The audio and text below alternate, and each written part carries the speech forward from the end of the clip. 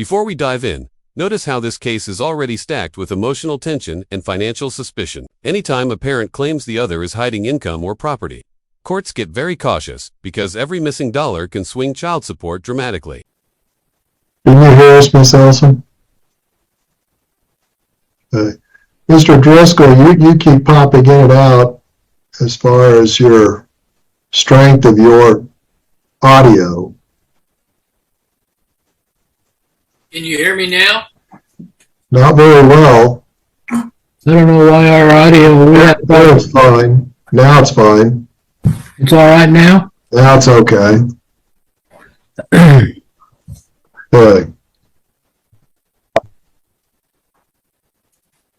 You know, the court made an announcement, the parties, they said the testimony we'd want to present is by the petitioner Rachel Ellison, and her objections to the journal entry that was submitted, and our objections pursuant to Rule 1 to the 170 journal entry. So we're ready to proceed whenever you are. Okay. Miss Ellison, you're going to have to unmute. And you need to raise your right hand. You solemnly swear and or affirm that you will tell the truth, the whole truth, and nothing but the truth, subject to the penalties for perjury in the state of Kansas. Yes. Are you currently in the state of Kansas? Yes. Thank you. You may put your hand down. Go ahead, Mr. Driscoll. Rachel, can you hear me all right? Yeah. Okay. You recall that we had a hearing in September, and there was a journal entry prepared in connection with that hearing that was sent to us by Rule 170. Do you recall that? Yes. Here's where things heat up. Journal entries might sound boring, but in family court, they're everything. They're the official record. If a journal entry is wrong, so is the entire child support calculation. Think of it like trying to fix a car with the wrong blueprint. The whole system breaks. And you had requested that you had some objections to that journal entry, did you not? Yes. You requested I file an objection to the to the order that was submitted pursuant to Rule 170, correct? Yes. And I'll need to have you indicate to the court the objections you have to that particular order.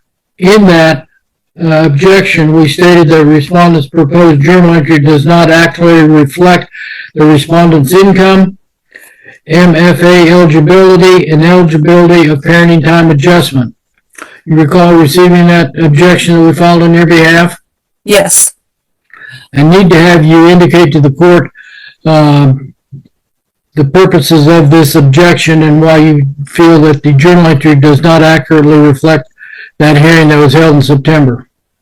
First of all, the MFA eligibility, it was under my impression that he has 50-50 custody with his first wife, and so he only has the other children 50% of the time.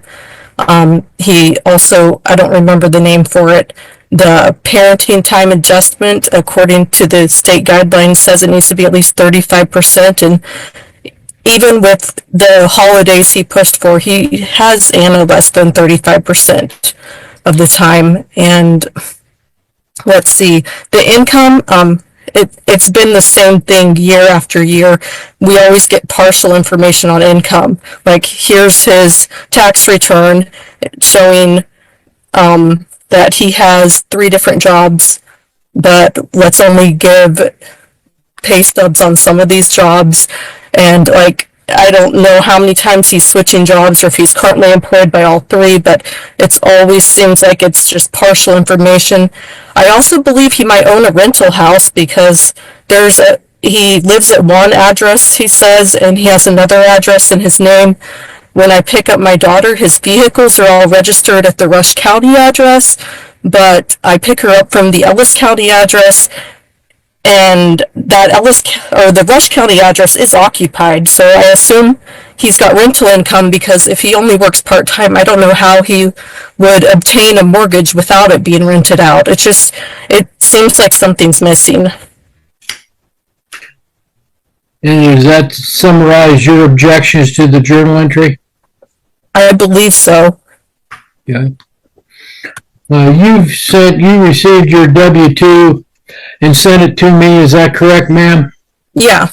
For 2024. Yeah. And I've sent that to Mr. Schwartz's office, so he should have that. Greg says that he sent or is in the process going to send Mr. Hyatt's 2024 information. When we get that, that'll be forwarded on to you also. Do you have any other Objections you want the court to be made aware of pursuant to this objection to the journal entry? Not that I can think of at this time. Okay. That's Mr. Schwartz. Do you want to inquire, or that's all the objections? That's the end of your questions, Mr. Driscoll. I don't have any other questions. Mr. Schwartz, do you have cross? Well, I guess, I mean, my understanding, Judge, on how these should work is it's a legal argument as to whether or not this is what you ordered. And if it is, we're done. If it's not, then the court probably needs to clarify what it did order. And I mean, I think the issue about his income is just arguing again what was argued at the hearing in September. I don't think she was happy with his income at that time, and that's where we're at. The multifamily adjustment, while she's right, he used to have shared custody. He doesn't anymore. He has residential custody, so that applies. And on the parenting time adjustment, I believe that's for summer months, not for the 35%. So I'd have to look at that. I'm not sure where she's at on that, but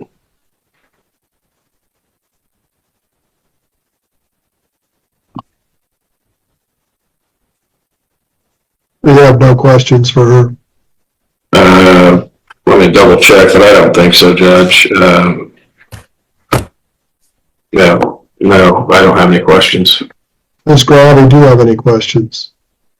No, I don't have any questions, Your Honor. Okay.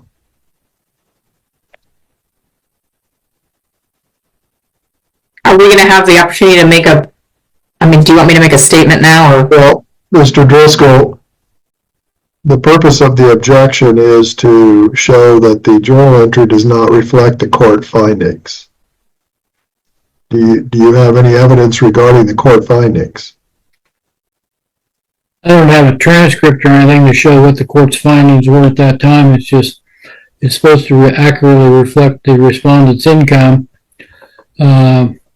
which we disagree with, and the other, the multifamily eligibility and eligibility of parenting time adjustment either was not addressed or, and I don't have a transcript of those proceedings, so it's hard for me to say one way or the other, Judge, and my memory's not that good to go back to September, so I can tell you that.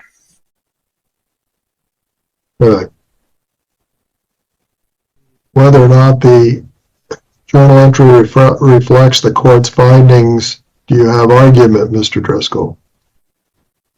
the only argument we Have, have? Your Honor, is the argument that my client has regarding what her feelings were pertaining to Mr. Hyatt's income and was not accurately portrayed or presented to the court, as well as the other two items that were raised by her testimony. Mr. Schwartz? You know, I think I've already addressed on the multifamily. There's a court file. I can give the court the case number on it, but the court can take judicial notice of it. It's a Rush County case, but he has residential custody of the children in that case. He didn't previously, but he does now. As far as the parenting time adjustment, the mediated parenting plan that the court addressed said that for summer break for 2023, it set out specific dates, but then goes on to say that after that, the party shall have alternating weekly parenting time. And under the guidelines, if you had 50% or more of the time or shared arrangement in any 30-day period, you're entitled to 50% reduction for that month, and that's what that adjustment is for. So I think that applies. And then on the income, these are the same arguments we had at the hearing, and the court made its ruling. Ms. Gravy? Thank you, Your Honor. Yeah, I believe the issue we're here on today is whether or not the orders reflect what you ordered at the hearing. And when I review my notes, I do believe, as Greg says, that the orders do reflect what you ordered at the hearing for income. When I reviewed this for the MFA and the parenting time, I find the same thing that Greg found. So I feel like the orders that were submitted via the Rule 170 are reflective of what you ordered at the time. And that's our position. I don't see anything else that's different. Ms. Ellison, did you have a question? I'm just wondering, if there's a way that I am able to see this Rush County case that shows that he now has primary custody of these children, because last I was given any information, he was pending aggravated child endangerment with one of those children. And I just really, it's just hard to believe, kind of like the income thing.